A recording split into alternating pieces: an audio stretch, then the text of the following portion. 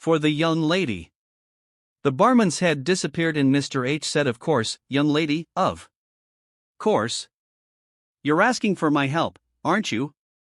Too proud to spell it out, but you're asking me for help and look at me, I'm saying of course." Here came the hustle. Mr. H was the type who couldn't see a mule without wanting a ride. Mr. H smiled and smiled, but he was still a reptile in pants. Who knew what the deal was with this Heavy and her mother? She knew they weren't speaking, but put it down to his top dog hubris. Someone had spread that he and Cora were related, someone else that they had a hatchet to bury, though she'd never asked, because if Cora hadn't told her it was for a reason. But Makina could smell the evil in the air. Here came the hustle. "All I ask is that you deliver something for me, an itty-bitty little thing, you just give it to a compadre and he'll be the one who tells you how to find your kin." Mr. H leaned over toward one of the .38 thugs and said something in his ear. The thug got up and versed from the VIP zone. The barman reappeared with a dandy full of pulque. "I want pecan pulque," Makina said, "and I want it cold, take this frothy shit away." Perhaps she'd gone too far, but some insolence was called for. The barman looked at Mr. H, who nodded, and he went off to get her a fresh cup. The thug returned with a small packet wrapped in gold cloth, tiny really, just big enough to hold a couple of tamales, and gave it to Mr. H, who took it in both hands. "Just one simple little thing I'm asking you to do, no call to turn chicken, eh?" Makina nodded and took hold of the packet, but Mr. H didn't let go. "Knock back your pulque," he said, pointing to the barman who'd reappeared. "Glass at the ready." Makina slowly reached out a hand, drank the pecan pulque down to the dregs and felt its sweet earthiness gurgle in her guts. "Cheers," said Mr. H. Only then did he let the bundle go. You don't lift other people's petticoats. You don't stop to wonder about other people's business. You don't decide which messages to deliver and which to let rot. You are the door, not the one who walks through it. Those were the rules Makina abided by, and that was why she was respected in the village. She ran the switchboard with the only phone for miles and miles around. It rang, she answered. "They asked for so-and-so, she said I'll go get them. Call back in a bit and your person will pick up, or I'll tell you what time you can find them." Sometimes they called from nearby villages and she answered them in native tongue or Latin tongue. Sometimes, more and more these days, they called from the north. These were the ones who'd often already forgotten the local lingo, so she responded to them in their own new tongue. Makina spoke all three, and knew how to keep quiet in all three, too. The last of the top dogs had a restaurant called Casino that only opened at night. And the rest of the day was kept clear so the owner, Mr. Q, could read the papers alone at a table in the dining room, which had high ceilings, tall mullioned windows and gleaming floorboards. With Mr. Q, Makina had her own backstory, too. Years before she'd worked as a messenger during emergency negotiations he and Mr. H held to divvy up the mayoral candidates when their supporters were on the verge of hacking one another to pieces. Midnight messages to a jittery Joe who had no hand in the backroom brokering, and suddenly, on hearing the words Makina relayed, which she didn't understand, even if she understood, decided to pull out an envelope slipped to a small-town cacique who went from reticent to diligent after a glance at the contents. Through her, the top dogs assured surrender. Here in sweet setups there, no bones about it, thus everything was resolved with discreet efficiency. Mr. Q never resorted to violence, at least there was nobody who'd say he did, and he'd certainly never been heard to raise his voice. Anyhow, Makina had neither been naive nor lost any sleep blaming herself for the invention of politics. Carrying messages was her way of having a hand in the world. Casino was on a second floor, and the door downstairs was unguarded. Why bother, who would dare? But Makina had no time to ask for an appointment and Anyone who knew her knew she wasn't one to put people out for the sake of it. She'd already arranged for her crossing and how to find her brother, now she had to make sure there would be someone to help her back. She didn't want to stay there, nor have to endure what had happened to a friend who stayed away too long. Maybe a day too long or an hour too long, at any rate long enough too long that when he came back it turned out that everything was still the same, but now somehow all different, or everything was similar but not the same. His mother was no longer his mother, his brothers and sisters were no longer his brothers and sisters. They were people with difficult names and improbable mannerisms, as if they'd been copied off an original that no longer existed. Even the air, he said, warmed his chest in a different way. She walked up the stairs, through the mirrored hall and into the room. Mr. Q was dressed, as usual, in black from neck to toe. There were 2 fans behind him, and on the table a national paper, open to the politics. Beside it, a perfect white cup of black coffee. Mr. Q looked her in the eye as soon as Makina versed the mirrored hall, as if he'd been waiting for her, and when she stood before him he made a millimetric move with his head that meant sit. A few seconds later, without being told, a smocked waiter approached with a cup of coffee for her. "I'm going to the Big Chilango," Makina said. No bush beating for Mr. Q, no lengthy preambles or kowtows here, even if it seemed that skimming the news was downtime. That was where his world was at work, and she added on a bus, to take care of some family business. "You're going to cross," said Mr. Q. It wasn't a question. Of course not. Forget trying to figure out how he'd heard about it so fast. "You're going to cross," Mr. Q repeated, and this time it sounded like an order. "You're going to cross and you're going to get your feet wet and you're going to be up against real roughnecks. You'll get desperate, of course, but you'll see wonders. And in the end you'll find your brother, and even if you're sad, you'll wind up where you need to be. Once you arrive, there will be people to take care of everything you require." He spoke each word very clearly, without stressing any, without moving a single muscle that wasn't strictly necessary. He stopped speaking and took one of Makina's hands, wrapped his fist around it and said, "This is your heart. Got it?" Mr. Q didn't blink. The light swept the steam from their coffee cups crossways, infusing the air with its bitter scent. Makina thanked him and burst out of there. She stopped in the mirrored hall to think for a moment about what Mr. Q had said. Sometimes she preferred the crass talk of Mr. H, and certainly the slow, celebratory tone with which Mr. W spoke, but with Mr. Q nothing went to waste. It was always like pebbles were pouring from his lips, even if she didn't rightly know what each one was supposed to mean. She looked into the mirrors. In front of her was her back. She looked behind, but found only the never-ending front, curving forward, as if inviting her to step through its thresholds. If she crossed them all, eventually, after many bends, she'd reach the right place, but it was a place she didn't trust. 2. The water crossing. She couldn't get lost.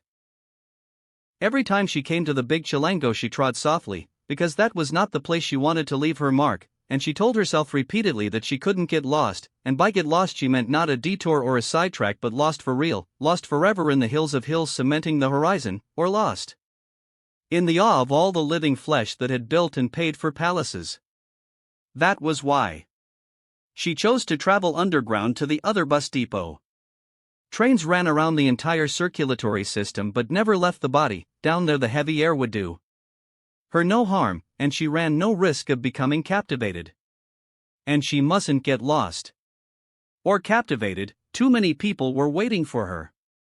Someone was covering her post at the switchboard while she was away, but only she spoke all 3 tongues. And only she had mastered the poker face for bad news and the nonchalance with which certain names, oh, so long yearned for, had to be pronounced. Most important were the ones awaiting her without caring what tongue she spoke or how she couriered. Her kid sister, who'd press close up beside her to eavesdrop on adult troubles, eyes round with attention, hands on knees. Makina could feel her absorbing the world, storing away the passions that came and went. Along the phone cord.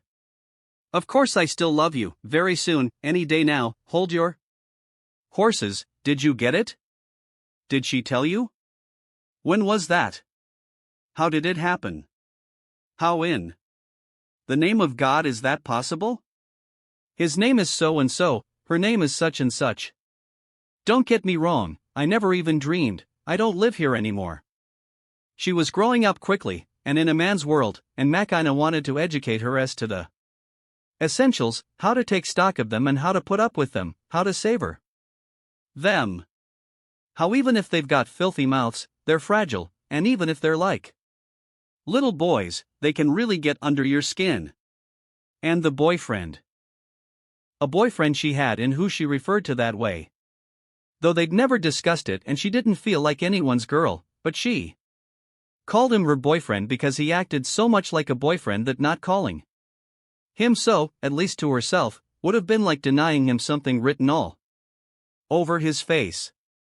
A boyfriend. She'd shucked him for the first time back during the brouhaha about the mayors.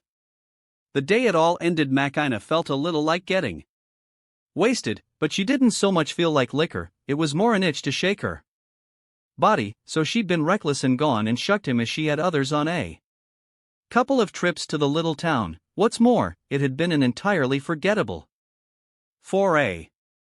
And, no question, she'd shaken off the exhaustion of an ordeal that was now over, but even though she hadn't wanted to be fawned over, just wanted a man to lend himself, he had touched her with such reverence that it must have been smoldering inside him for ages.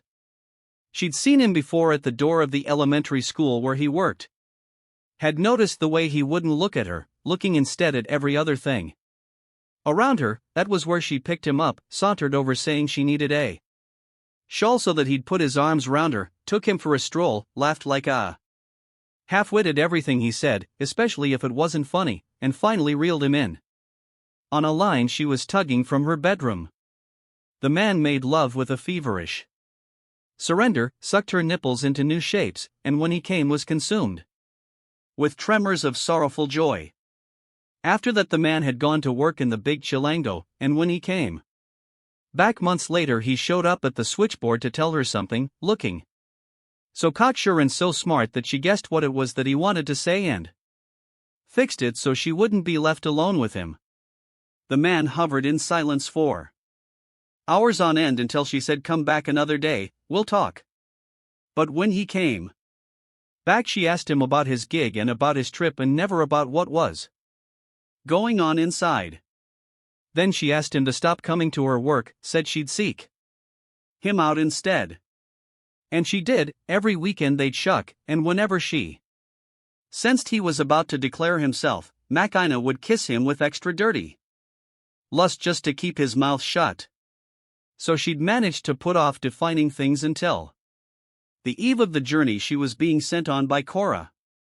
Then, before she could silence him, he threw up his hands, and though he didn't touch her she felt like he was hurling her from the other end of the room. "You're scared of me," he said. "Not 'cause of something I did, just 'cause you want to be."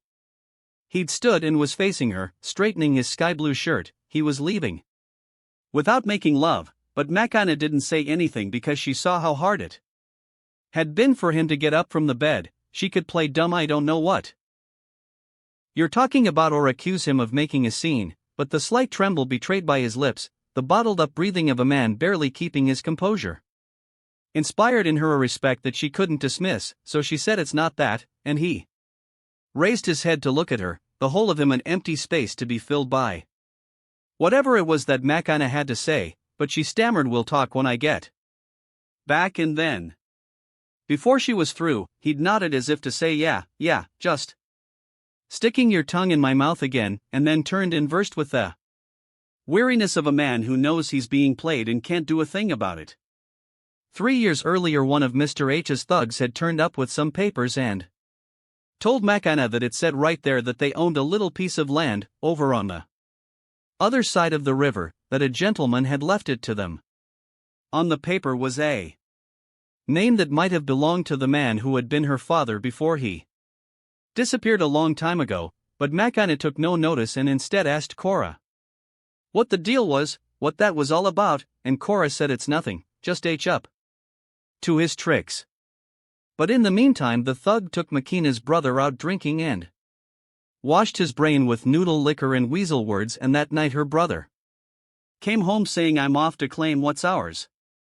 Makina tried to convince him that it was all just talk, but he insisted someone's got to fight for what's ours, and I got the balls if you don't. Cora merely looked at him, fed up, and didn't say a word.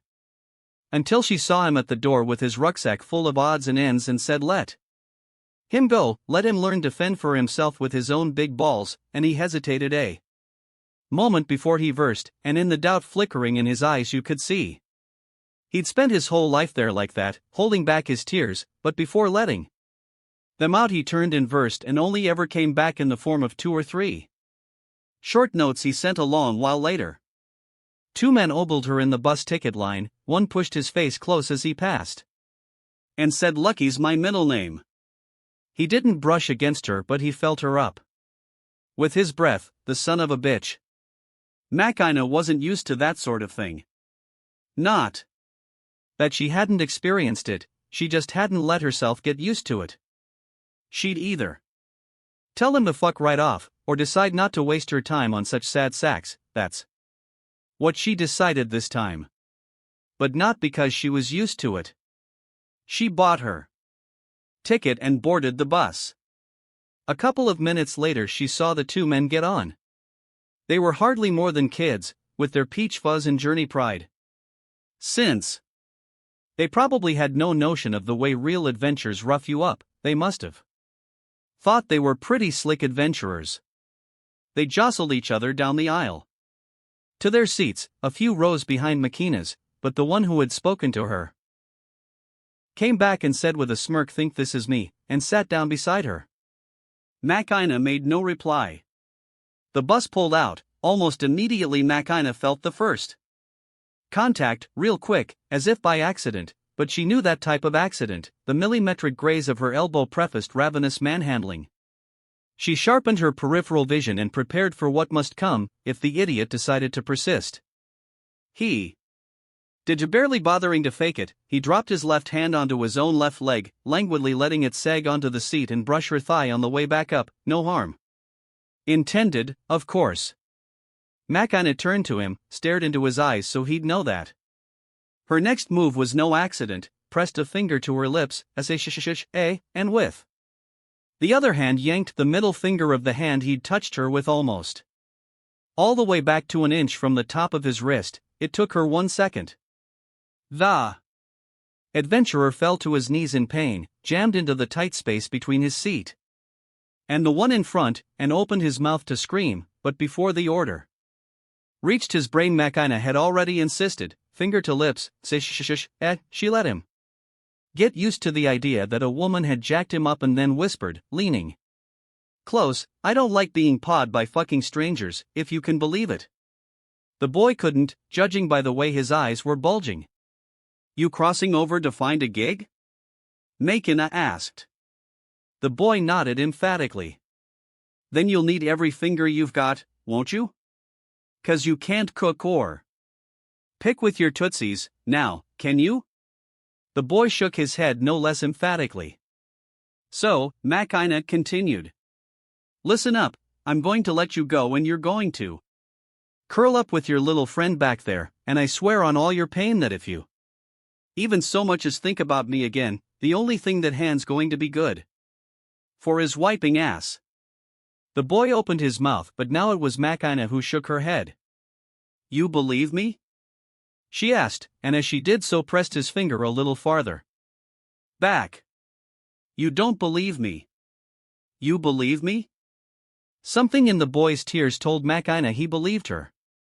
She released him and watched as he staggered back to his seat. She heard him sniveling for a while, and his friend going holy shit, holy shit, holy shit, over and over. In the meantime, she let herself be lulled by the sight of the gray city fleeing past in the opposite direction. It was nighttime when she awoke.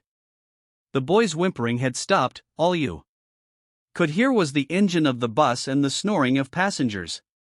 Makina could never be sure of what she'd dreamed, in the same way that she couldn't be sure a place was where the map said it was until she'd gotten there, but she had the feeling she'd dreamed of lost cities, literally, lost cities inside other lost cities, all ambulating over an impenetrable surface.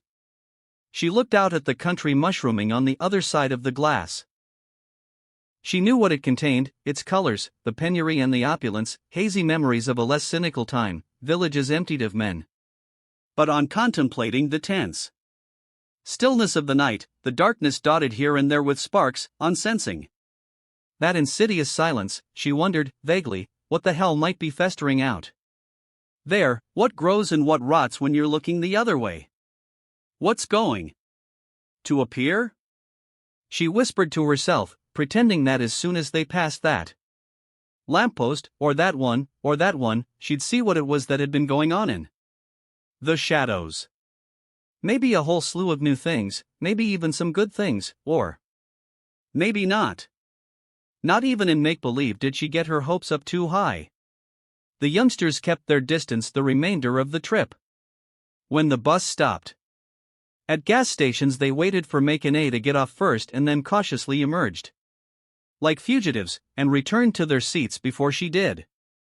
They crossed the entire country without one comment on the view. Finally the bus reached the end of the land, at almost midnight the following day. A string of hotels facing the river was doing well off the mass exodus. Makina cruised around wondering how she'd find Mr. W.'s contact, but couldn't discern any glance of recognition, so decided to go into one of the hotels. She asked for a bed, paid, and they pointed to a door on the first floor but gave her no key. On entering she saw why. It was a very sizable room with 15 or 20 bunks on which were piled people of many tongues, girls, families, old folks, and, more than anything else, lone men, some of them still just boys. She closed the door and looked for a space in another room, but found them all equally overcrowded. She asked for the bathroom. There were just 2 per floor, one for women and one for men. She went into the women's to take the shower she'd been needing the whole long road from the big Chilango. She'd barely been able to take birdbaths at the gas stations. She'd scrubbed her armpits, neck, and face, taken off her pants to shake them out. Once she was almost left behind because she took so long drying herself at the hand dryer. Now she could finally wash all over, and didn't mind that. There was no hot water in the hotel shower, it was the same in her hometown. As she was soaping herself, she heard someone else come into the bathroom, heard the same someone take 2 steps and stop, heard them deliberating and heard their hands dip into Makina's rucksack and rootle through her things. She poked her head out. It was a woman in her second youth. She looked tired. She had Makina's lipstick in one hand and started to apply it and didn't stop despite the fact that Makina was watching her and the woman could see she was. She watched her gussy up. She did it slowly and confidently, slid the stick from one side to the other of each lip and then swooped it up as if she'd come to the edge of a cliff, smacked her lips together to even out the color, puckered them for an air kiss. When she was done, still staring into the mirror, the woman said, "Me?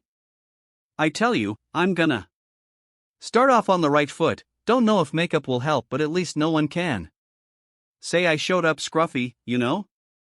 And only then did she turn to look at Makina.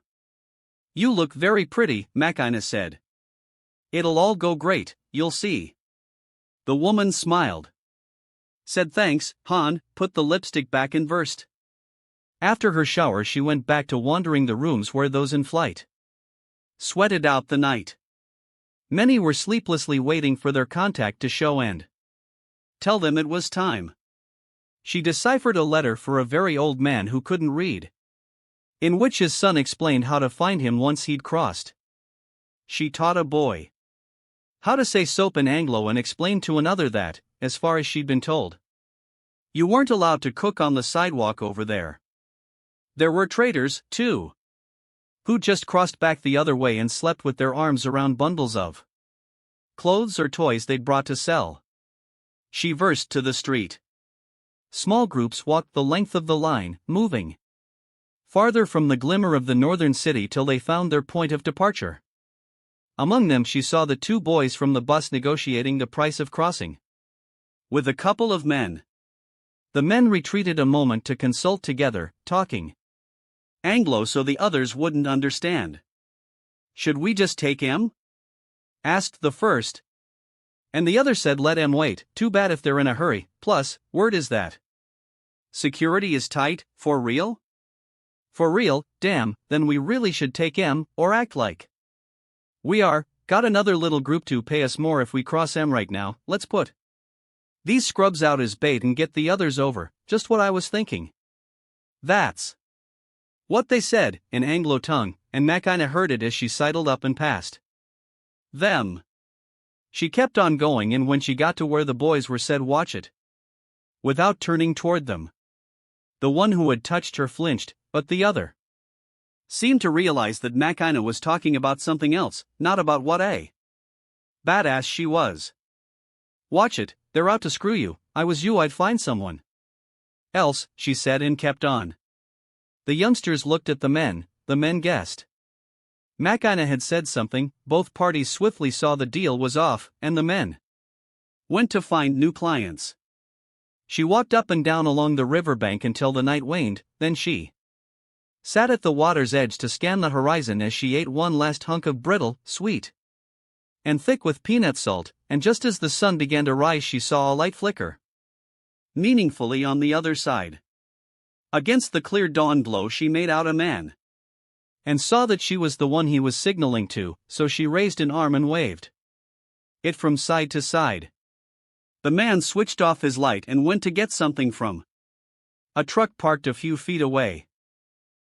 He came back with an enormous inner tube, like from a tractor, tossed it into the water, climbed inside and began to cross the river, propelling himself forward with a tiny oar he'd brought along.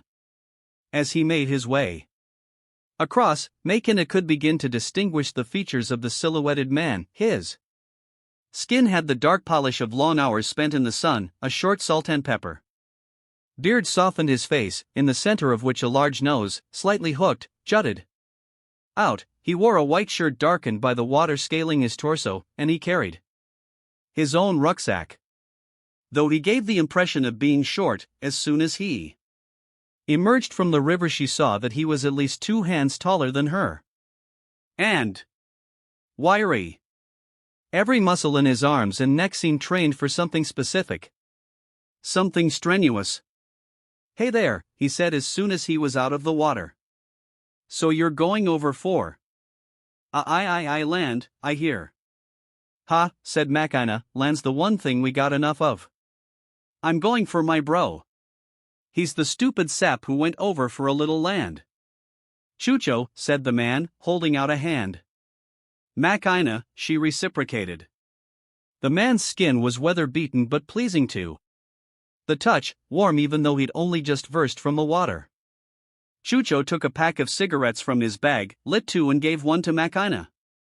She inhaled deeply, held the smoke in her lungs. In her head she could see it spiraling gaily and exhaled. "How'd you recognize me?" she asked. "They sent me a picture, full body shot." For a moment Makina thought he'd make some comment about her looks.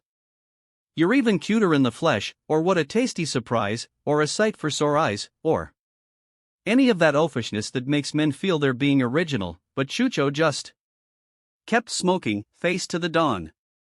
"Wouldn't it be better to wait till it's dark again?" she said. "Wouldn't it be too easy for them to spot us now?" "Nah, they're tied up somewhere else," he said, winked at her and added, "I got my contacts." They finished their smokes and then he said, "All right, we're off." He pulled another small oar from his pack and handed it to Makina, pushed the tube back in the water and helped Makina get in front of him. The first few feet were easy. Makina could still touch bottom and felt his legs tangle with hers as they advanced. She even, before things got rough, felt him lean in close and sniff her hair, and she was glad she'd had the chance to shower. But suddenly the riverbed ducked away and an icy current began to push their feet away. Like a living thing, relentless. Row, Chucho said. Makina already was, but the tube was being tugged into the current as though adrift. Row, repeated Chucho, this is going to be a bitch. Hardly had he spoken when a torrent of water bounced them out, flipping the tube. Suddenly the world turned cold and green and filled with invisible water monsters dragging her away from the rubber raft. She tried to swim, kicking at whatever was holding her, but couldn't figure out which side was up or where Chucho had gone. She didn't know how long she struggled frantically, and then the panic subsided, and she intuited that it made no difference which way she headed or how fast she went, that in the end she'd wind up where she needed to be. She smiled. She felt herself smile. That was when the sound of breaking water replaced the green silence. Chucho dragged her out by the pants with both hands. They'd reached the opposite bank and the inner tube was swirling away in the current as if it had urgent business to attend to. They lay on the shore, spent and panting. It had hardly been more than a few dozen yards, but on staring up at the sky Makina thought that it was already different, more distant or less blue. Chucho stood, scanned the city at their backs and said, well, now, next part's easier. 3. The place where the hills meet. First there was nothing. Nothing but a frayed strip of cement over the white earth. Then she made out 2 mountains colliding in the back of beyond, like they'd come from who knows where and were headed to anyone's guess, but had come together at that intense point in the nothingness and insisted on crashing noisily against each other, though the oblivious might think they simply stood there in silence. Yon them hills is the pickup, take you on your way, said Chucho, but we'll make a stop first so you can change. Then off in the distance she glimpsed a tree, and beneath the tree a pregnant woman.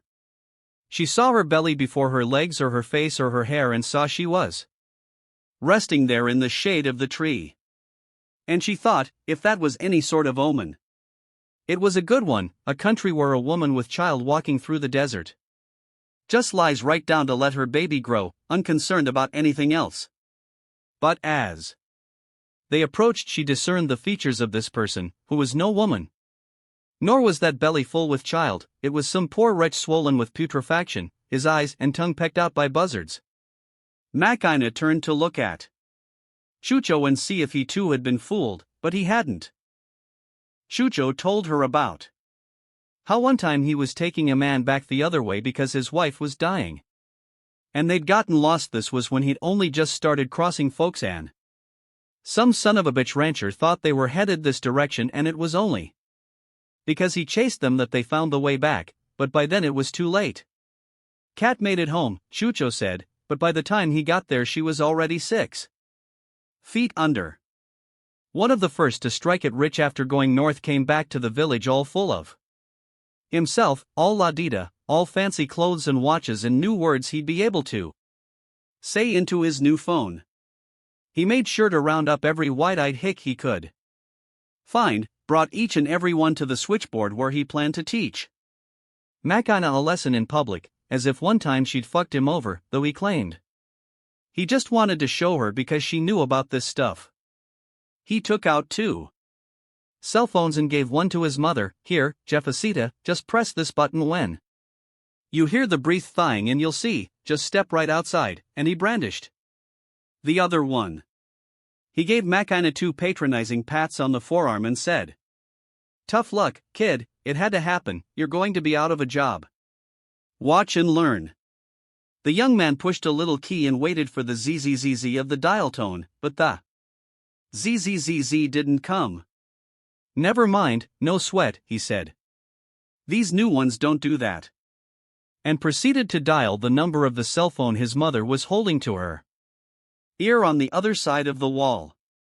Now at least you could hear peep peep peep as he pressed each key, and the wide-eyed stood like ninnies waiting for the thing that they were expecting to happen and yet wishing that it would turn out to be, well, more spectacular somehow, more weird. But the peep-peeps were followed only by silence, a silence that was especially weighty because it seemed as if everyone was holding their breath so as not to spoil the wondrous trick. And the mother was still standing outside, in truth far less concerned about whatever it was her son was up to than about the pot she'd left on the stove, and though the phone was still clamped to her ear, she was in fact already telling a neighbor be an angel, would you go check on my stew? And on it went till the guy was left just looking at his phone with all his might, as though enough staring might somehow fix it. Mac kinda held off a bit, then said maybe you should have bought a few cell towers, too? The poor guy turned red when the penny dropped, and suddenly he was the only wide-eyed one in the place. That was what Makina said, but then she felt mean for messing with him, so she gave him a kiss on the cheek and said, "Don't worry, kid, they'll get here one day."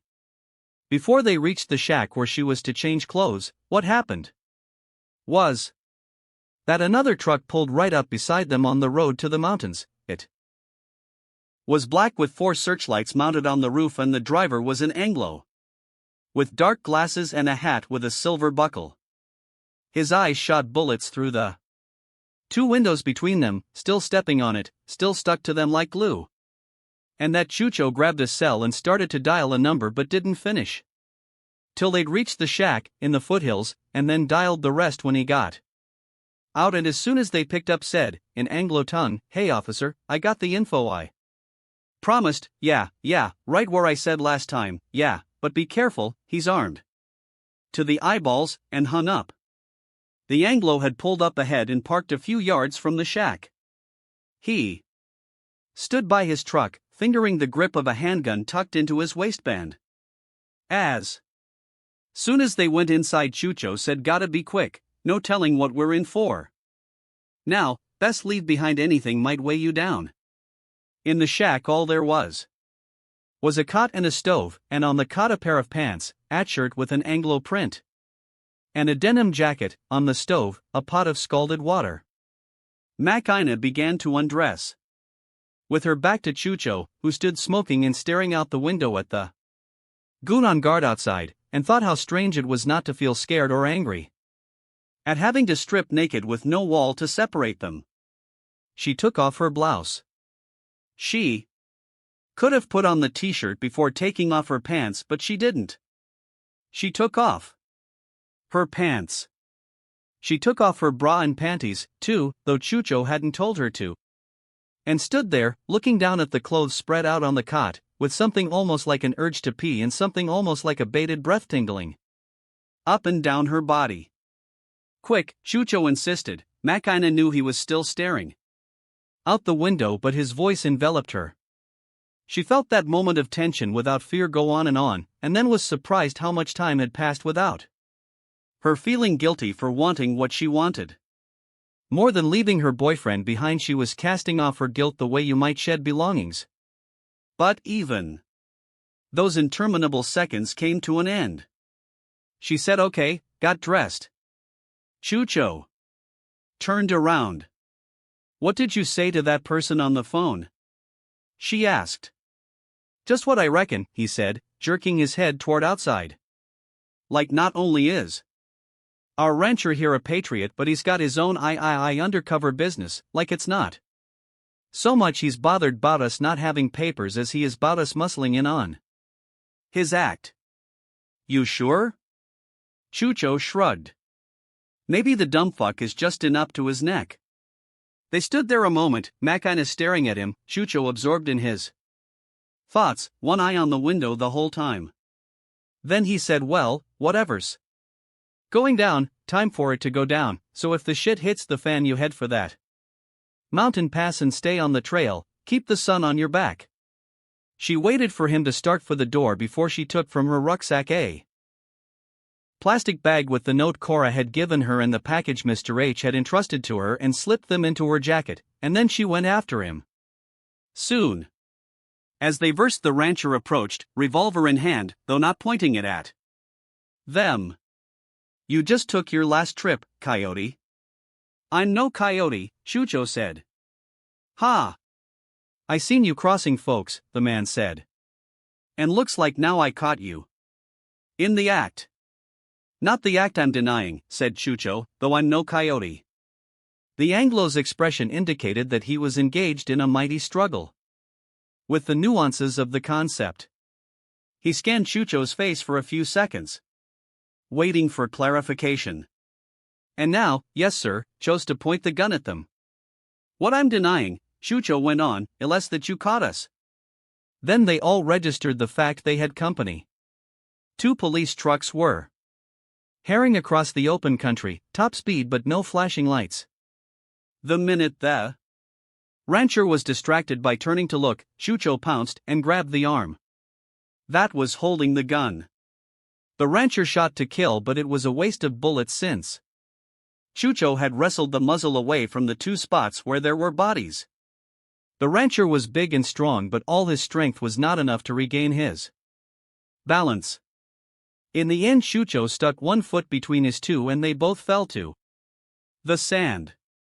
The police trucks had stopped a dozen yards away and the cops inside took aim from behind the open doors. Get! Said Chucho. Makina moved toward him because even though she knew he was talking to her, she thought he was asking her for help. He must be asking for help. Makina wasn't used to having people say run away. 1 more bullet exploded from the revolver. Makina saw the barrel head on. Saw the way it dilated the split second it spat fire and the way it contracted just as the bullet clipped her side. The impact caused her to whirl but not fall, and as she span, she took 2 steps forward and dealt the rancher a kick in the jaw. He was still moving but had lost his sense of direction. He was aiming, like his bullets, for Chucho's neck, but where he clawed, all there was air.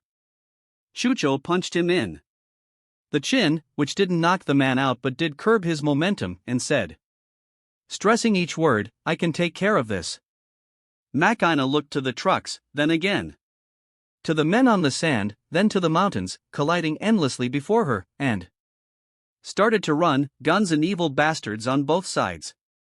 She heard them behind her ordering freeze, on the ground, but didn't turn, not even when she heard another shot that must have come from a police gun because it sounded different, less powerful than the rancher's. She ran uphill till she could no longer hear shouting behind her, then she turned to look. The cops had the 2 men in their sights, Chucho's hands on the back of his head and the rancher seemingly unconscious. Another cop looked in Makina's direction but showed no sign of following. Only then did Makina inspect her side. The bullet had entered and versed between 2 ribs, ignoring her lung, as if it had simply skimmed beneath the surface of her skin so as not to get stuck in her body. She could see the gash of the bullet's path, but it didn't hurt and barely bled. She looked once more to where the men were arguing. Now there was no cop watching her. Chucho was on the ground talking. They stood listening in a semicircle around him. The rancher was still face down. Makina remembered Chucho's mouth saying, I can take care of this. She guessed that he was talking, more than anything, about her, and decided to keep on climbing. Rucksacks. What do people whose life stops here take with them? Makina could see their rucksacks crammed with time. Amulets, letters, sometimes a wapango. Violin, sometimes a Jaranera harp. Jackets. People who left took jackets because they'd been told that if there was one thing they could be sure of over there, it was the freezing cold, even if it was desert all the way. They hid what little money they had in their underwear and stuck a knife in their back pocket. Photos, photos, photos. They carried photos like promises, but by the time they came back they were in tatters. In hers, as soon as she'd agreed to go get the kid for Cora, she packed a small blue metal flashlight, for the darkness she might encounter. One white blouse and one with colorful embroidery, in case she came across any parties. 3 pairs of panties so she'd always have a clean one even if it took a while to find a washhouse. A Latin Anglo dictionary, those things were by old men and for old men, outdated the second they left the press, true, but they still helped, like people who don't really know where a street is and yet point you in the right direction. A picture her little sister had drawn in fat, round strokes that featured herself, Makina and Cora in ascending order, left to right and short to tall. A bar of Zeiss soap. A lipstick that was more long-lasting than it was dark and, as provisions, amaranth cakes and peanut brittle. She was coming right back, that's why that was all she took. 4. The Obsidian Mound. When she reached the top of the saddle between the 2 mountains, it began to snow. Makina had never seen snow before, and the first thing that struck her as she stopped to watch the weightless crystals raining down was that something was burning. One came to perch on her eyelashes. It looked like a stack of crosses or the map of a palace, a solid and intricate marvel at any rate, and when it dissolved a few seconds later she wondered how it was that some things in the world, some countries, some people could seem eternal when everything was actually like that. Miniature ice palace, one of a kind, precious, fragile. She felt a sudden stab of disappointment, but also a slight subsiding of the fear that had been building since she'd versed from home. On the other side of the mountains was the truck Chucho had told her about. She went up to it, opened the passenger door and said, "Are you H's man?" The driver jumped out of his skin, then tried to recover his hard-boiled slouch, upped his nose as if to say "S'right," and finally jerked his head to signal "Get in."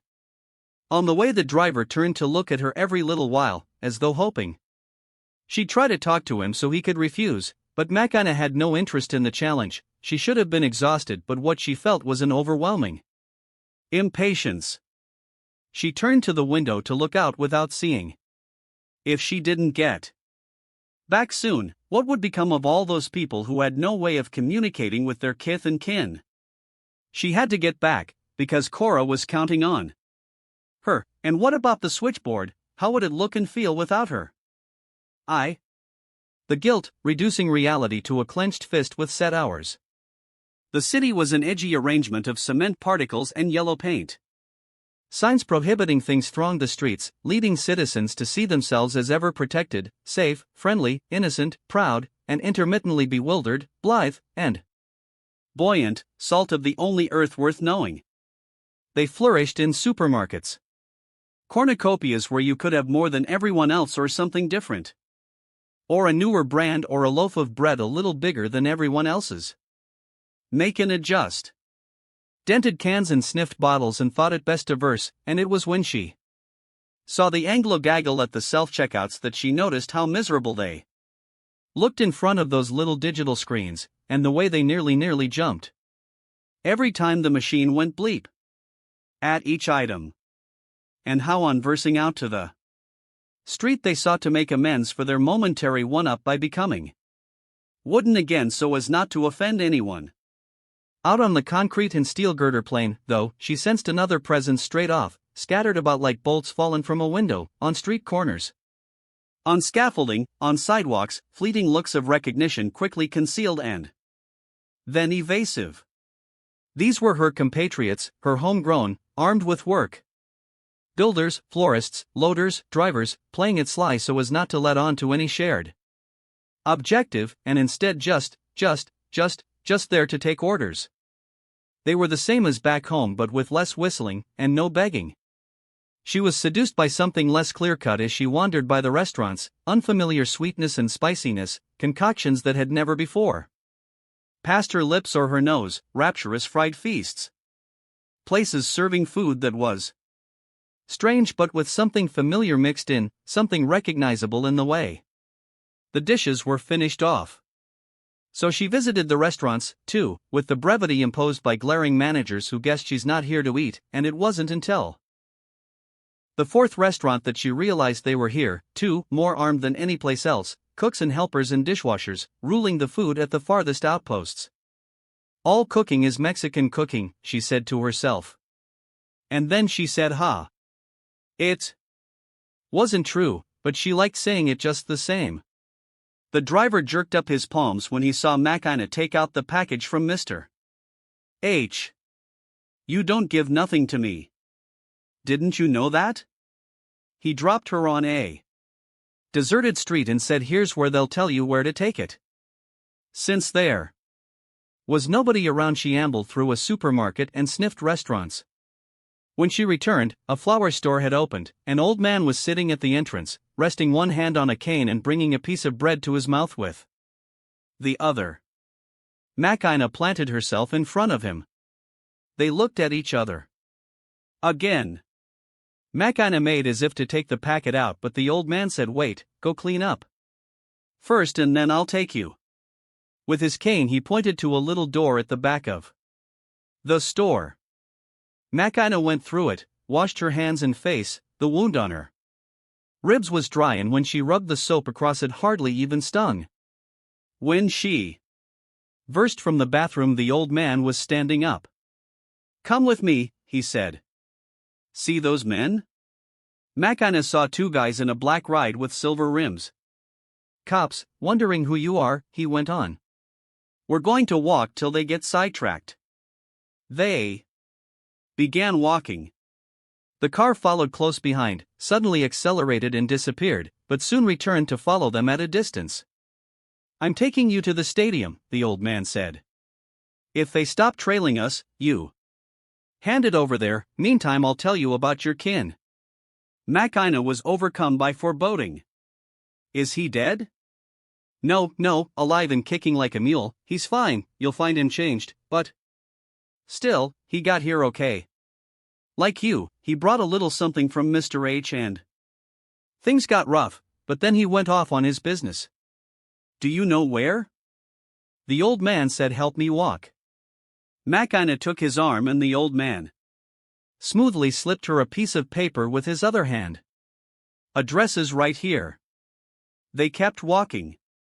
The black car slowed beside them. The occupants eyeballed for a few seconds and took off. Think it's safe? Makina asked. Don't know, but it's got to be done. The stadium loomed before them. So, what do they use that for? They play, said the old man. Every week the Anglos play a game to celebrate who they are. He stopped, raised his cane and fanned the air. One of them whacks it, then sets off like it was a trip around the world, to every one of the bases out. There, you know the Anglos have bases all over the world, right? Well, the one who whacked it runs from one to the next while the others keep taking swings to distract their enemies, and if he doesn't get caught he makes it home and his people welcome him with open arms and cheering. Do you like it? TSK, me, I'm just passing through. How long you been here? Going on 50 years. Here we are. They were standing at one of the doors to the stadium. The old man gave a whistle, the door opened, the old man said get it over with, and turned away. The darkest kid Makina had ever seen in her life pointed to a corridor. She walked down it toward the light. At the end she was instantly overcome by the sight of a vast expanse, two rival visions of beauty, the bottom an immense green diamond rippling in its own reflection, and above, embracing it, tens of thousands of folded black chairs, an obsidian mound barbed with flint, sharp and glimmering. She was standing there, dazzled, when from other tunnels around her more men emerged, 10 or 15 or 30 all at once, all black but some blacker than others, some sinewy as if they'd grown up in mountain air, others puffy like aquatic animals, many bald but a few with long matted hair down to their waists. All looking at her and walking toward her, calm and cool but with faces that clearly conveyed they were serious motherfuckers. Don't let my associates scare you, she suddenly heard behind her, in Latin tongue. They're not such tough Sansoft bitches, just had to learn to look like it. Down the corridor she'd walked, a man limped nearer, his features becoming clearer as he was gradually bathed in light. His blazing blonde hair was streaked with orange highlights, he held a cigar in one hand and wore mirrored shades. Makina had never laid eyes on him before, but there was no mistaking who he was. Mr. P, the fourth top dog, had fled the little town after a turf war with Mr. H, and every once in a while you'd hear how one way or another they were goading each other from afar. What had Makina gotten herself into? Did Mr. P think he could mess with Mr. H by messing with her? You got nothing to fear from me neither, girl, said Mr. P, suspecting her guts were churning. And not because H and I have made peace. We do business. Sure, but who says that's not just another way to eat the dish cold? Makina noticed that from his belt hung a long, thin knife, and that Mr. P patted it non-stop. Very slowly, she at last pulled out the packet that was for him. Mr. P held out his hand, weighed up the package without taking his eyes off her, and passed it to one of his associates.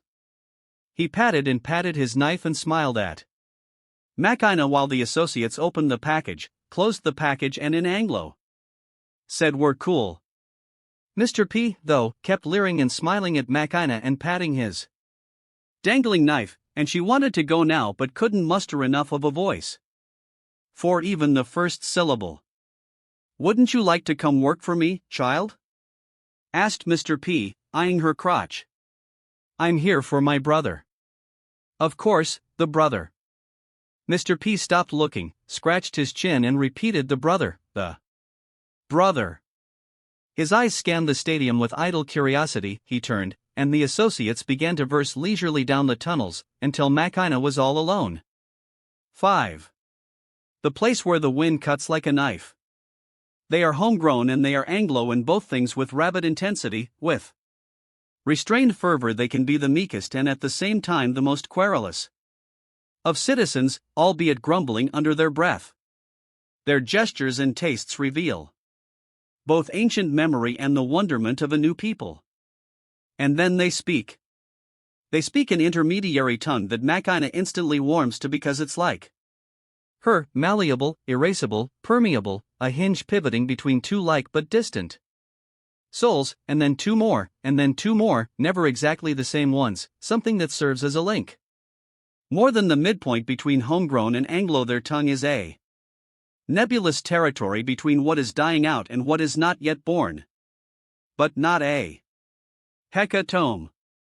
Makina senses in their tongue not a sudden absence but a shrewd metamorphosis, a self-defensive shift. They might be talking in perfect Latin tongue, and without warning begin to talk in perfect Anglo tongue and keep it up like that, alternating between a thing that believes itself to be perfect and a thing that believes itself to be perfect, morphing back and forth between two beasts until out of carelessness or clear intent they suddenly stop switching tongues and start speaking that other one. In it brims nostalgia for the land they left or never knew when. They use the words with which they name objects, while actions are alluded to with an Anglo verb conjugated Latin style, pinning on a sonorous tail from back there. Using in one tongue the word for a thing in the other makes the attributes of both resound. If you say "give me fire" when they say "give me a light," what is not to be learned about fire, light, and the act of giving? It's not another way of saying things, these are new things. The world happening anew, Makina realizes, promising other things, signifying other things, producing different objects. Who knows if they'll last, who knows if these names will be adopted by all, she thinks, but there they are, doing their damnedest. The paper the old man had slipped her bore an address in another city, but it seemed there was no need to verse this one to get to that one. It was simply a matter of riding buses and crossing streets and passing malls, and after lots of the first and even more of the second and several of the third, she'd arrive. She almost didn't realize when she reached it, because the cities had no center for avenues to radiate from. She just suddenly started seeing the name of the other place on stores and fire trucks. She kept walking the way she'd been told by some homegrown Anglo she'd spoken to, and as she made her way the sky got redder and the air began to ice up. Her lips were split and her palms cracked if she pulled them from her jacket pockets. 8 times she asked before she found the spot, and every time the abject answer turned out to be some bleak tundra where they sent her to another bleak tundra. She asked the way to the city and they told her over there, finger pointing to where the sun comes up. She asked farther on for the way to the suburb and they told her there's 4 with that name, but maybe she wanted the one by the bridge. She asked farther on for the way to the bridge, but they told her she didn't want that suburb but the one with the zoo. She asked farther on for the way to the zoo and they told her it was near the statue of a man in a frock coat. She asked farther on for the way to the statue of the man in a frock coat and they said, can't you see, it's right behind you. Then she asked for the way to the street written down and they said this is it. She asked for the way to her brother, perhaps too urgently, and they shrugged.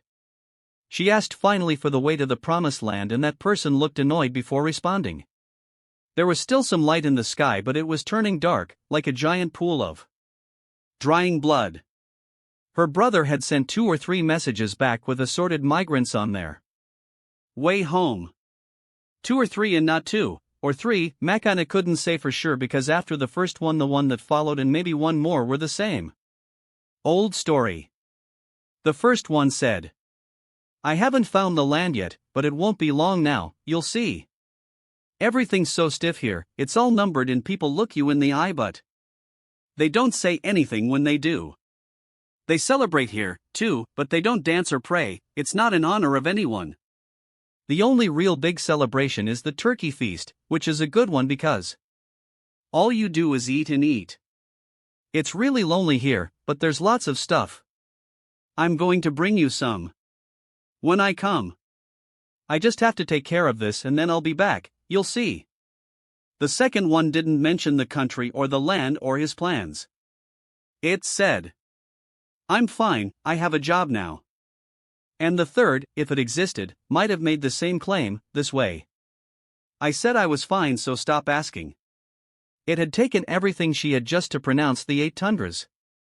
To cleave her way through the cold on her own, sustained by nothing but an ember inside, to go from one street to another without seeing a difference, to encounter barricades that held people back for the benefit of cars. Or to encounter people who spoke none of the tongue she knew, whole barrios of clans from other frontiers, who questioned her with words that seemed traced in the air. The weariness she felt at the monuments of another history. The disdain, the suspicious looks. And again the cold. Getting colder, burrowing into her with insolence. And when she arrived and saw what she'd come to find, it was sheer emptiness. And yet machines were still at work. That was the first thing she noticed when they pointed the place out to her, excavators obstinately scratching the soil as if they needed urgently to empty the earth, but the breadth of that abyss and the clean cut of its walls didn't correspond to the modest exertion of the machines. Whatever once was there had been pulled out by the roots, expelled from this world, it no longer existed. I don't know what they told you, declared the irritated Anglo, I don't know what. You think you lost, but you ain't going to find it here, there was nothing here to begin with. Gee. The place where flags wave. Scum, she heard as she climbed the 8th hill from which, she was sure, she'd catch sight of her brother. You lookin' to get what you deserve, you scum? She opened her eyes. A huge red-headed Anglo who stank of tobacco was staring at her. Makana knew the bastard was just itching to kick her or fuck her and got slowly to her feet without taking her eyes off him, because when you turn your back in fear is when you're at the greatest risk of getting your ass kicked. She opened the door and versed. She'd been asking after her brother around the edges of the abyss. She'd approach anybody she heard speaking Latin tongue, give a verbal portrait of her brother, imitate his sing-song accent, mention his favorite colors, repeat the story of the land he was there to claim, state his place of birth, list all the things he could do. Beg them, please, to try to remember if they'd ever come across him. Until the frigid squall forced her to duck into an ATM booth, where she curled up like a dog. And after much bone-trembling managed to fall asleep and dreamed that she was scaling 1, 2, 3, 7 hills, and when she made it to the top of the 8th she was awakened by the thunderous contempt of the redhead. It hadn't fully dawned yet, the sky was barely a reddish exhalation that hadn't quite made up its mind to spread over the earth, but by this time the people who might have information for her were already back in the hustle and bustle. She began to walk, rubbing her palms red and pricking up her ears. As she passed the back alley of a restaurant, she heard not only a familiar lilt but a voice she knew. She peeked in and saw the youngster from the bus dragging metal cans up beside the restaurant door. He was working energetically, whistling a song from another time. And though he wore only pants and a t-shirt, he didn't seem to mind the early morning chill. He had a small bandage on the hand that Makina had schooled. He smiled on seeing her and made his way over, but as he got closer his face clouded, more with sadness than with fear. I must look terrible, she thought. Fell on your feet, huh? Said Makina. Damn straight, the boy responded. How about you? Okay, but I'm not there yet, there's still someone I have to find. Your kin came for a grind, too? Yeah, but I don't know where. The kid pondered for a moment and then said, come with me. They walked into the restaurant. Makina followed him past rows of cauldrons boiling on the stove, knives, hatchets, cressets, skillets, broke-necked chickens and flopping fish, to a corner where there was a woman deveining a pile of red peppers. She was pale and thin and had an extremely sweet face, but to Makina she looked like Cora, perhaps because of the way she worked, as if undressing her grandchildren for the shower, or because straight away, like with Cora, she felt she could trust her. The woman raised her eyes, fixed them for a second on Makina without ceasing her work on the chiles, and lowered them once more. Donna, I'm bringing you this girl here, the youngster said. She's looking for one of her kin, and since you've seen so many folks come through. Yes, I know, the woman said, but made no attempt to fill the silence that followed. What? Asked Makina. What do you know, Sonora? I know who you are. Did you ever meet my brother? The woman nodded. Turned up all sickly and scared as a stray dog, she said. We gave him soup and a sweater and let him sleep under the dish cabinet. 'Bout a year ago it was. Maybe less. Round about that time an Anglo woman came, seemed so sad, asking if we didn't have a young man, said she needed one urgent for a job. She seemed like a good person and just so sad, and I told your kin he should go see if that would work for him, 'cause like I say she looked like a good person but real mournful, and I had no way to know what it was she needed. Your brother went to see her and never came back. Reckon it worked out for him. And do you know where he went? Let the boy here take you, I showed him the barrio. The woman gave the youngster an address and Makina was already rushing him out to the street when she stopped and looked back to ask, how did you know who I was? Did my brother tell you how to recognize me? That too, yes. Told me he had a sister who just by looking at her you could tell she was smart and schooled, said the woman. Yes, that too.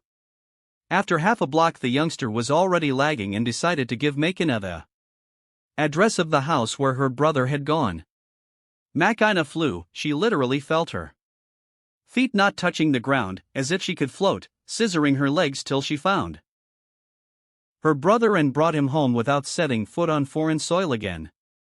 The house was beautiful and big and pink and a wooden fence surrounded it. Makina opened the little gate in the middle of the fence, went up to the front door, rang the bell, waited. She heard a man's footsteps approach and got her hopes up. That it was him, that he himself would be the one to open the door, that they'd be reunited right then, no more delays. The door opened and there stood a small man with glasses, wrapped in a purple bathrobe. He was black. Never in her life had she seen so many black people up close, and all of a sudden they seemed to be the key to her quest. Makina glared as though reproaching him for being skinnier and blacker and older than her brother, as though this man were attempting to pass for the other. She was about to say something when he beat her to it with "I could put on a blonde wig if you like." Makina was thrown for a second and then laughed, embarrassed. "Sorry," she said in Anglo, "it's just that I was expecting someone else to open the door." "Someone white? Do you think this is a white person's house?" "No, no." "Well, right you are, this is a white person's house, there's not a thing I can do about it, except dress like a white person." "Do you like my robe?" "No." "Yes. I mean, it's just I was expecting someone different." "A different black man? Are you saying I'm not black enough?" Makina laughed. The man laughed. Suddenly her anxiety had passed. For the first time since she'd crossed, she felt welcome, even if she still wasn't invited in. "No, not white or black, I'm looking for my brother. They told me he came here to work, in this house." "Oh shoot," the man said with exaggerated disappointment, "I knew my prayers couldn't have been answered with such celerity. Last night I knelt down and begged the Lord, 'Lord, send me a woman to relieve me of my misery.'" "I'm sorry." "Right, I know, the brother. He's not here. I'm here. The family that lived here moved to another continent. They sold the house and I bought it. I don't know why they left, but times are changing and this is a lovely place to stay put." Makina felt all of the strength she'd been recovering from her own ashes begin to ebb, felt herself extinguishing, felt she wouldn't be able to verse from this one last dead end and that her luck had finally run out. To hell with it all, she thought, to hell with this guy and that one, to hell with all this shit, I'm going to hang myself from a lamppost and let the wind whip me around like an old rag. I'm going to start crying and then I'm going to go to hell too. She gestured farewell to the black man and prepared to go. "There's one left, though," he said. Makina stared intently, as if trying to read his lips. "What?" "They left the oldest son behind. He's a soldier. If you go to the army base, you'll find him there." Makina had no idea what so-called respectable people were referring to when they talked about family.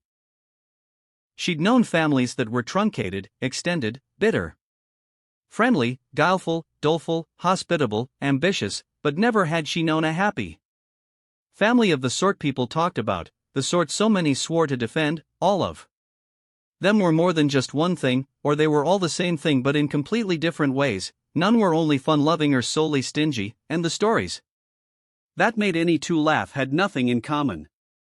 She'd seen people who'd run off to save their families and others who'd run off to be saved from them.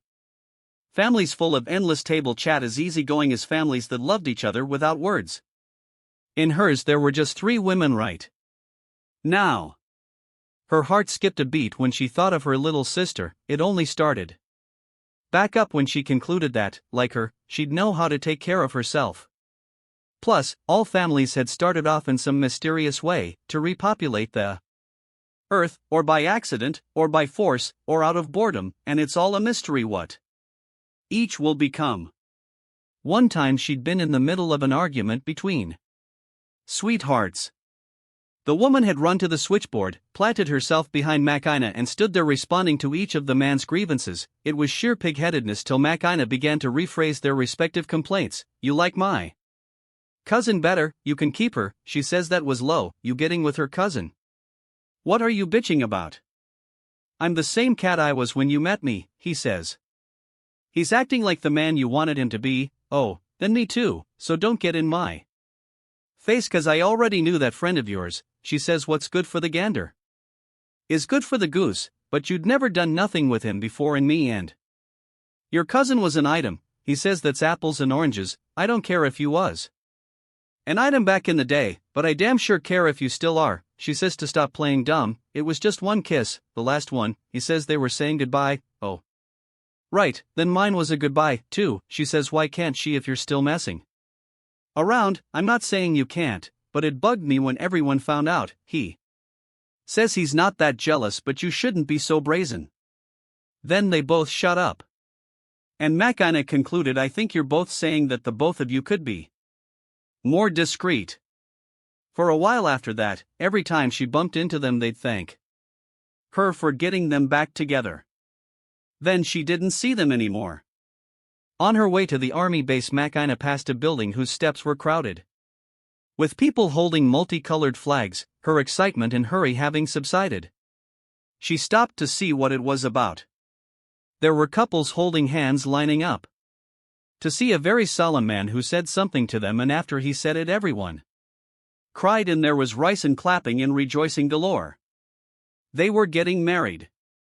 Makina was so dazzled by the beauty of the ceremony that she didn't at first notice that the couples were either men or women, but not men and women, and on realizing it she felt moved by how many tears were being shed, like flowers from their eyes, over how hard it had been to get there, and she wished that the people she'd known in the same situation could have been that happy.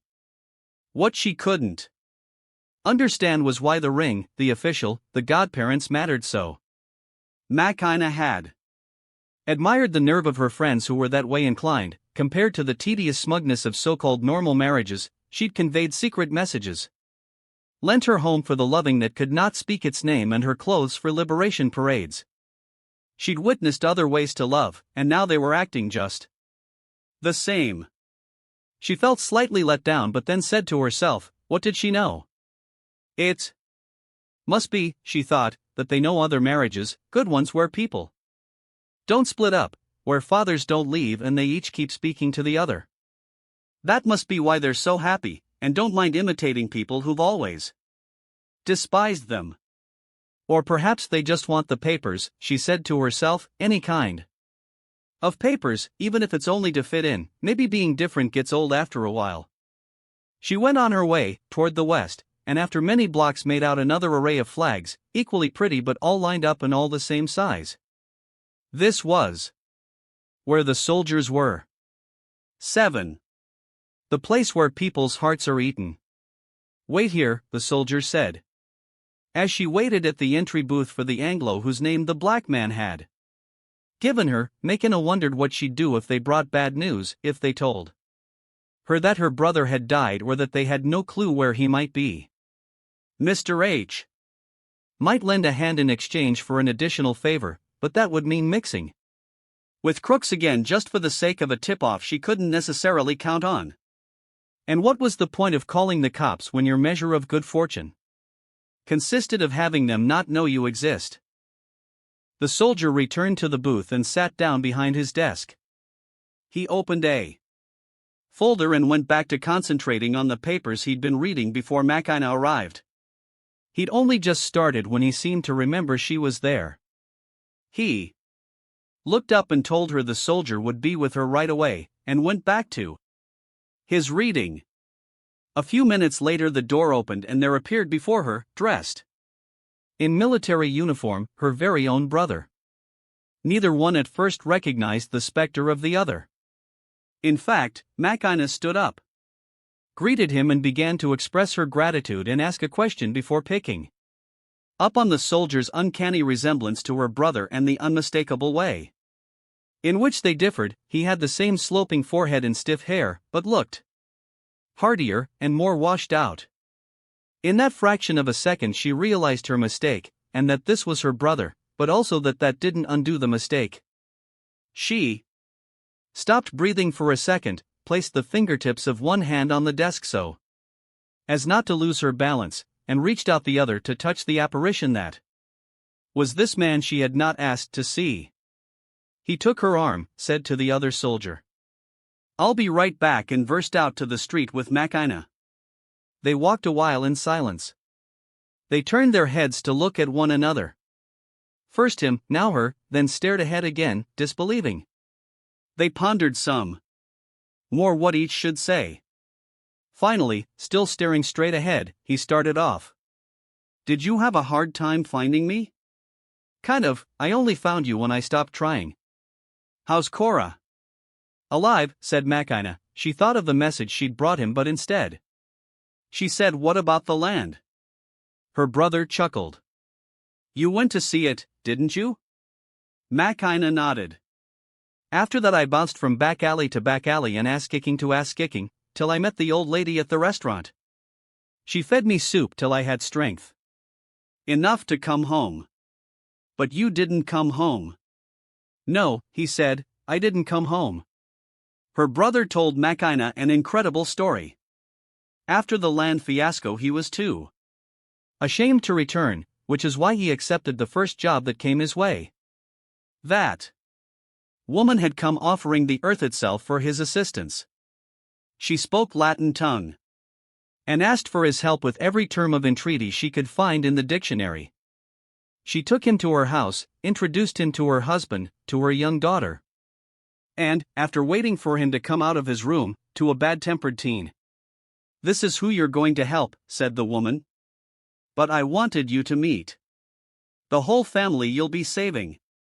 He must have been about the same age as him, just barely grown up. Like him, without consulting his family he'd decided to do something to prove his worth as a man and had joined the army, and in a few days they were going to send him to the other side of the world to fight against who knew what people that had. Who knew what horrific ways of killing. He was of age, but acted like a child. For the whole insane hour that their interview went on he kept clenching his fists and pursing his lips and only looked up when everything was settled. Over the following days he approached Makina's brother several times to ask who he was, where he came from, if he was scared, but he didn't speak enough of their tongue to respond and only said the name of his village or the term for its inhabitants, which didn't begin to explain his previous life, or he simply said no, he wasn't scared. The other adolescent nodded and went off tight-lipped, as if there were something he had to say but didn't dare. This was the deal, Makina's brother would pass himself off as the other. On his return, the family would pay him a sum of money. A large sum, they specified. Plus, he could keep the kid's papers, his name, and his numbers. If he didn't make it back, they'd send the money to his family. And you, would they send you back too? Makina asked. We didn't discuss that, he replied. He accepted without quibbling. He was going off with the most powerful army in the world, and he thought that was enough of a guarantee that he'd make it back in one piece. He spent his last days before he shipped out at the family's house. They made him learn by heart the answers he'd have to give when he reported. They taught him to copy the signature of the kid he was replacing. He memorized his social security number. They gave him pancakes and warm milk. He was treated well. All those nights he slept in the boys' room and wondered why anyone would give up such a soft bed, but he answered his own question immediately. Everyone had to do something for themselves.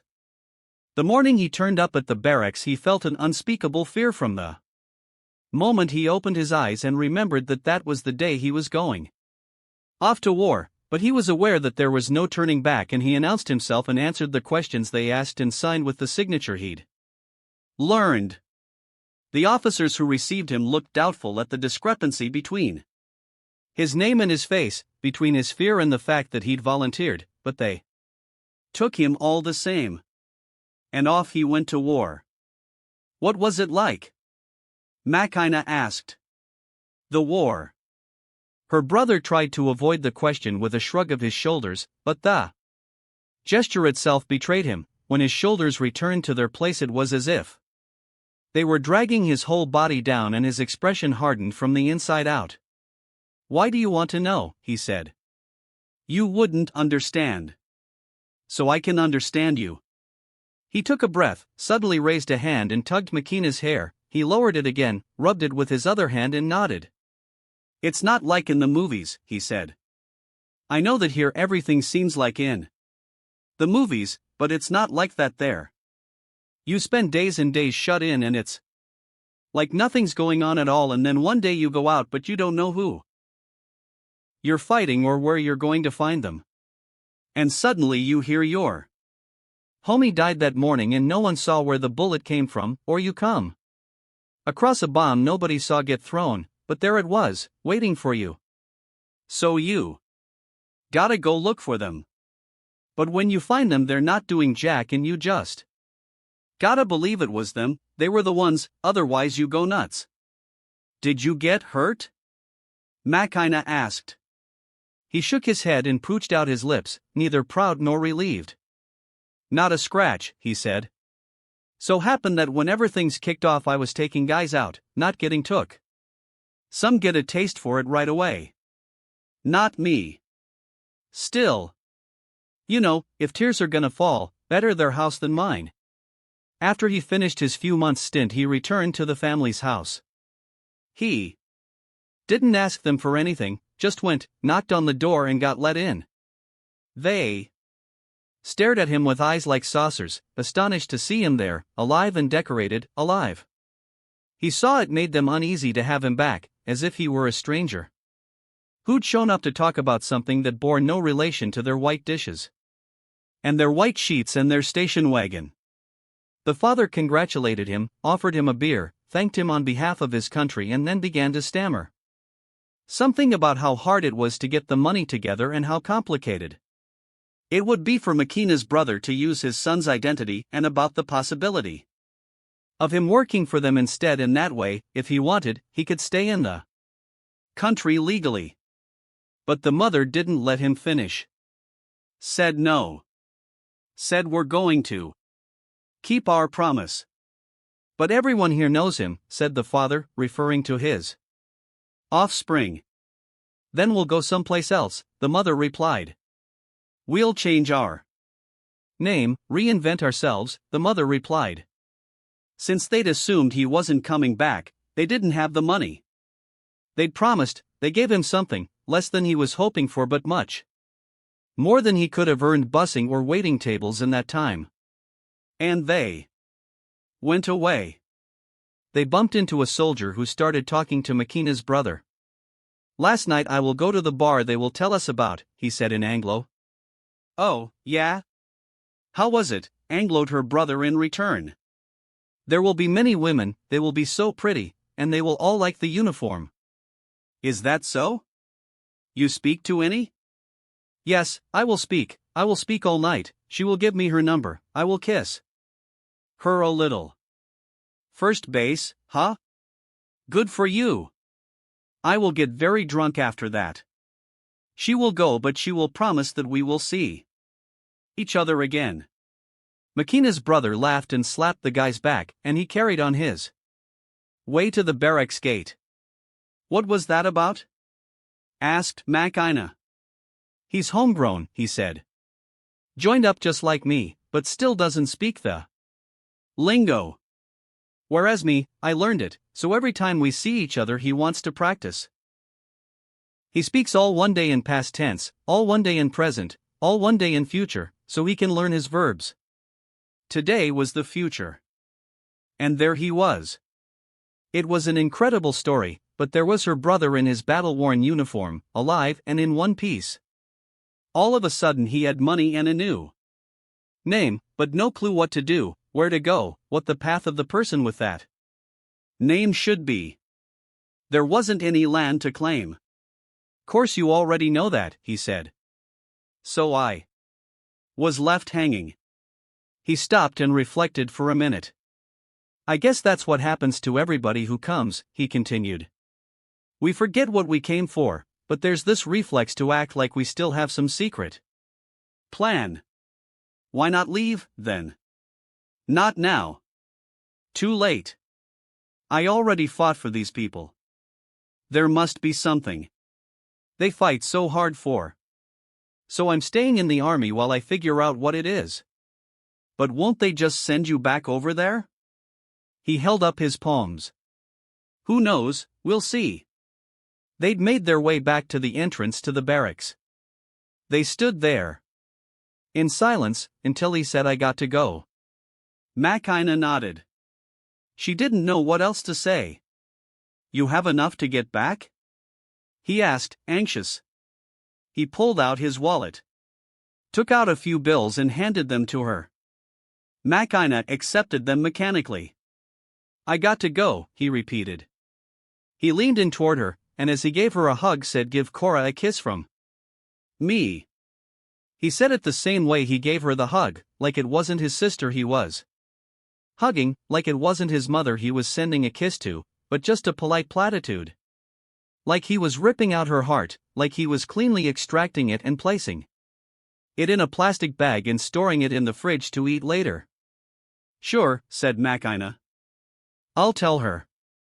Her brother looked at her one last time, as if from a long way away, turned and walked into the barracks. Makina stood staring at the entrance for some time. Then she pulled out the envelope that Cora had given her, took out the sheet of paper it contained and read it. Come on back now, it said in Cora's crooked writing. Come on back now, we don't expect anything from you. 8. The snake that lies in wait. She'd already left the barracks when she heard you two assume the position. You two. She turned and saw a horribly pasty policeman pointing at her. Are you deaf? Get in line. In a vacant lot pooled with black water were half a dozen men on their knees, staring at the ground. They all were or looked homegrown. Makina took her place beside them. You think you can just come here and put your feet up without earning it, said the cop. Well, I got news for you. Patriots like me are on the lookout and we're going to teach you some manners. Lesson 1, get used to falling in. You want to come here, fall in and ask permission. You want to go to the doctor, fall in and ask permission. You want to say a fucking word to me, fall in and ask permission. Fall in and ask permission. Civilized, that's the way we do things around here. We don't jump fences and we don't dig tunnels. Out the corner of her eye Makina could see the cop's tongue poking out as he talked, all pink and pointy. She could see, too, that even though he didn't draw, he also didn't take his hand off the holster where his gun was. Suddenly the cop addressed one of the others, the one beside her. What you got there? He took 2 steps toward him and repeated what you got there? The man was holding a little book and gripped it tighter when the cop came close. He resisted a bit but finally let him snatch it away. Ha, said the cop after glancing at it. Poetry. Looky here at the educated worker, comes with no money, no papers, but hey, poems. You a romantic? A poet? A writer? Looks like we're going to find out. He ripped out one of the last pages, laid it on the book's cover, pulled a pencil from his shirt and gave it all to the man. Write. The man looked up, bewildered. I told you to write, not look at me, you piece of shit. Keep your eyes on the paper and write why you think you're up the creek, why you think your ass is in the hands of this patriotic officer. Or don't you know what you did wrong? Sure you do. Right. The man pressed the pencil to the paper and began to trace a letter, but his trembling prevented him. He dropped the pencil, picked it up, and tried again. He couldn't compose a single word, just nervous scribble. Makina suddenly snatched the pencil and book away. The cop roared, I didn't tell you to. But he fell silent on seeing that Makina had begun to write with determination. He kept a close watch on her progress, smiling and sardonic the whole time, though he was disconcerted and couldn't hide it. Makina wrote without stopping to think which word was better than which other or how the message was turning out. She wrote 10 lines and when she was done she placed the pencil on the book and fixed her gaze upon it. The cop waited a few seconds, then said give me that, took the sheet of paper and began to read aloud. We are to blame for this destruction, we who don't speak your tongue and don't know how to keep quiet either. We who didn't come by boat, who dirty up your doorsteps with our dust, who break your barbed wire. We who came to take your jobs, who dream of wiping your shit, who long to work all hours. We who fill your shiny clean streets with the smell of food, who brought you violence you'd never known, who deliver your dope, who deserve to be chained by neck and feet. We who are happy to die for you, what else could we do? We, the ones who are waiting for who knows what. We, the dark, the short, the greasy, the shifty, the fat, the anemic. We the barbarians. The cop had started off in a mock portentous voice but gradually abandoned the histrionics as he neared the last line, which he read almost in a whisper. After that he went on staring at the paper as if he'd gotten stuck on the final period. When he finally looked up, his rage, or his interest in his captives, seemed to have dissolved. He crumpled the paper into a ball and tossed it behind him.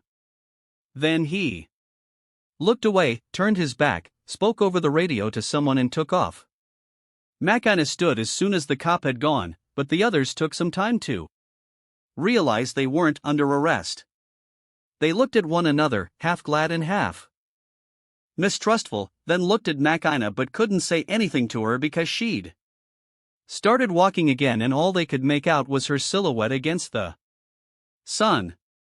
9. The obsidian place with no windows or holes for the smoke. She couldn't stop, she had to keep walking even if she didn't know how she was going to get back. It was the rhythm, it was her burden-free body, it was the soft sound of her own panting that pushed her on.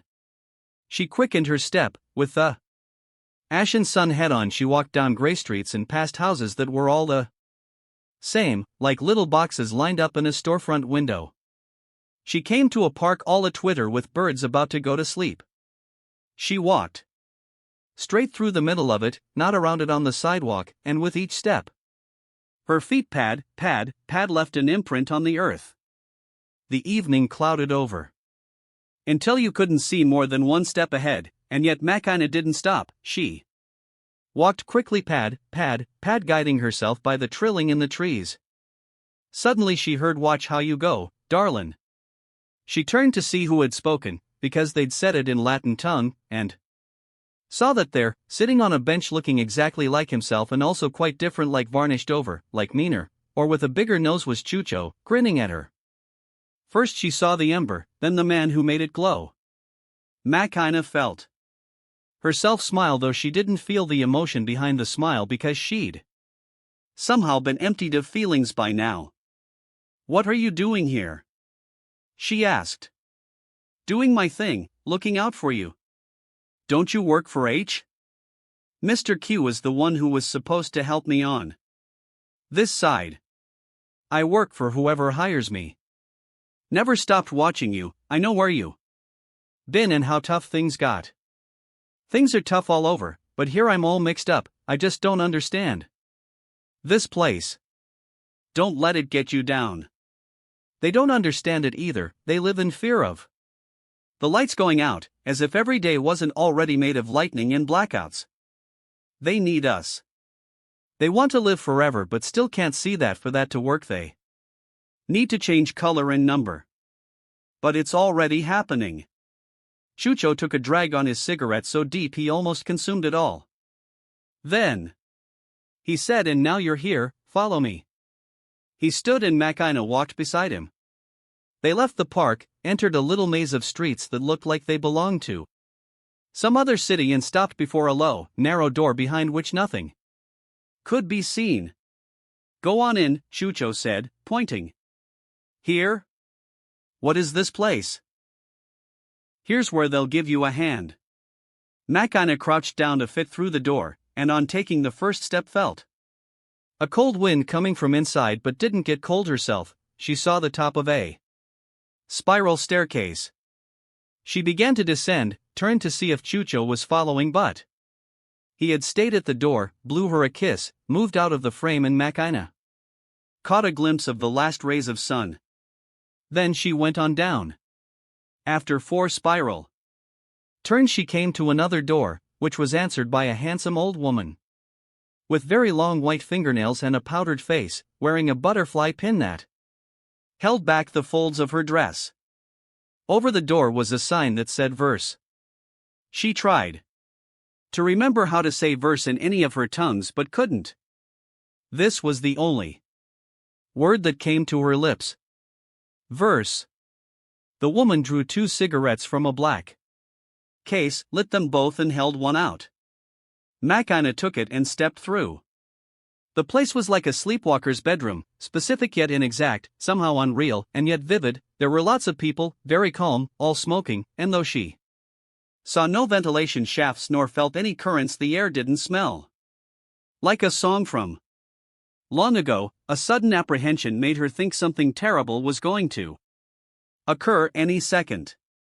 Something's about to happen, something's about to happen. She tensed and felt she loved her skin, but the tension soon gave way, lulled by the only clear and distinguishable sound in the place. She hadn't noticed it until now. There was no music, no conversation, just the sound of running water, not like through the plumbing but the energetic coursing of subterranean rivers that reminded her that it had been a while since she'd washed, and yet she wasn't dirty. Didn't smell bad, didn't smell at all. What's going to happen, she wondered. Then, making his way toward her from among the crowd, she saw a tall, thin man draped in a baggy leather jacket. He had protruding teeth that yellowed his enormous smile. He stopped in front of her. Here. He held out a file. All taken care of. Makina took the file and looked at its contents. There she was, with another name, another birthplace. Her photo, new numbers, new trade, new home. I've been skinned, she whispered.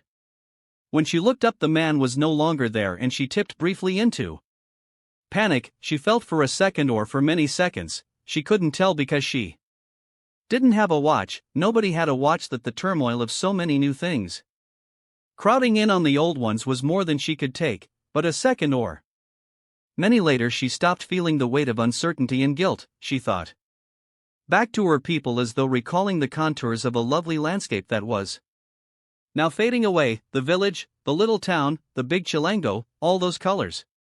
And she saw that what was happening was not a cataclysm. She understood with all of her body and all of her memory, she truly understood, and when everything in the world fell silent, finally said to herself, I'm ready. Translator's note. There could hardly be a more appropriate time for the English publication of Yuri Herrera's Signs Preceding the End of the World. For, in its 9 short chapters, this remarkable novel explores not only the timeless themes of epic journey, death, and the underworld, but also many of the pressing issues of our times: migration, immigration, and 2 of its stomach-churning corollaries, so-called nativism and profiling, transnationalism, transculturalism, and language hybridity, not to mention, of course, the end of the world. How, then, to recreate all of this in English? Undertaking a translation requires first determining what makes the text in question so striking, and, in the case of signs, that turns out to be quite a long list. In the same way that the novel delves into a large number of themes within a very short space, Yuri Herrera's prose, too, exhibits a multitude of distinct characteristics, displaying great variations in what is always creative and often non-standard language, its rhythm and orality, a style that is elegantly spare, striking metaphors, which are often unusual but rarely jarring, a mix of registers both low and high, slang and colloquial but also lyrical and eloquent, some rural and others urban, and both often very Mexican, or very much of its border, and neologism, to name just some. There is also the overall tone, which is intimate and often infused with understated affection and tenderness. And there is the fact that all of this manages to sound entirely natural. Yuri Herrera's use of language is nothing short of stunning, and translating it is both fulfilling and daunting. What makes his writing so unique is what makes it so challenging to translate. To prepare for the project, as many translators do, I first read widely. I read for theme, I read for tone, I read for style. I read texts that took place on borders. I read about Aztec mythology and Alice in Wonderland and Dante's Circles of Hell. I tried to Read writers who might have styles, or tones, or non-standard usage that I would find in some way comparable or analogous. The most helpful was Cormac McCarthy, in particular The Road, Another Tale coincidentally, or not, that can be read on different levels, one of which is The End of the World. I made word lists and devised ways to be non-standard in English, unusual collocations, creative compound nouns, nominalization of verbs and verbalization of nouns. I looked for ways to work in alliteration to lend the English rhythm, to lend it sonority. And even if much of this was culled during successive revisions and edits, these strategies informed the entire undertaking of the project, leaving their mark. In addition, I tried to create an English that was geographically non-explicit, although, like me, the translation speaks mostly American English. To explain what I mean by that, let me offer a couple of examples. The novel's dialogues are often peppered with language colloquialisms, slang, expressions, culturally embedded references that could only take place in Mexico, or on the Mexico-USA border, translating only what readers might see as the meaning of these conversations, and references might arguably produce a comprehensible and accurate text, though it would lose its regional flavor and intimacy. Think of the difference between a bonny lass and a pretty girl, for instance. Nevertheless, attempting to find an English dialect that would serve as a linguistic parallel is problematic. Should Mexican gangsters speak like mobsters in The Godfather? If not, is there another group they should speak like? My answer is no. Instead, I've endeavored to do two things. First, I have sometimes marked the language as non-standard in ways that are not geographically recognizable. In dialogues, this meant emphasizing the oral nature of the language, using colloquialisms such as "yon for over there," abbreviating about to bout, for example. Second, I have occasionally left specific words in Spanish, deliberately choosing not to translate.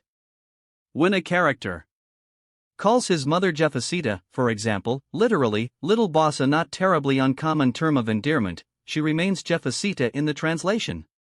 My intention here is to leave a linguistic reminder to the reader that this is, in fact, a translated text, and to avoid renderings, mama, moms, etc., that might be genuinely intimate, but cringe-makingly American for language meant to come out of a rural Mexican teenager's mouth. Unsurprisingly, I also spent a tremendous amount of time considering possibilities for the novel's most talked about neologism, jarchar. Yuri himself has discussed this verb in multiple places. Within signs, it means, essentially, to leave. The word is derived from jarchaz, from the Arabic kharja, meaning exit, which were short Mozarabic verses or couplets tacked onto the end of longer Arabic or Hebrew poems written in Al-Andalus, the region we now call Spain. Written in the vernacular, these lyric compositions served as a sort of bridge between cultures and languages, Mozarabic being a kind of hybrid that was, of course, not yet Spanish. And on one level, Signs is just that, a book about bridging cultures and languages. Jarchar, too, is a noun-turned-verb. I wrangled with myself and spoke somewhat obsessively with others over how best to render this term, debating multiple options before finally deciding on to verse. The two runners-up were to port and to twain. Used in context, it is easily understood, and has the added benefits of also being a noun-turned-verb, a term clearly referring to poetry, and part of several verbs involving motion and communication, traverse, reverse, converse, as well as the end of the universe. Makina, the protagonist, is the character who most often verses, as well as the woman who serves as a bridge between cultures, languages, and worlds. Would readers realize any of this had it not just been explained? I doubt it. But that's okay, the same is true of the Spanish. Opening with a sinkhole large enough to kill people and closing with another subterranean sequence, the book takes us full circle in a variety of ways. This translation has benefited from the direct and indirect input of many people whom I'd like to thank. It was Catherine Silver who initially sent the opportunity to translate Yuri my way. I also gained from the encouragement, suggestions, edits, discussions, pep talks, emails, readings, and other forms of supportive friends. Mentors and editors including Peter Bush, Jean Dengler, Lorna Scott Fox, Daniel Hahn, Henry Rees, Samantha Schnee, and Lawrence Venuti. I would like especially to thank Drew Whiteleg for multiple rereadings, endless discussions, and encouragement. And my absolute deepest thanks go to Yuri himself, for answering hundreds of emails, often many per day, sometimes with a dozen questions each, as well as generously discussing in person some of the novel's many nuances, providing constant encouragement and always being open to exploring new avenues of interpretation. Lisa Dillman. Decatur, Georgia, USA. February 2014. If you have reached here, you have finished listening to this book. Thank you for listening. Support us for more success.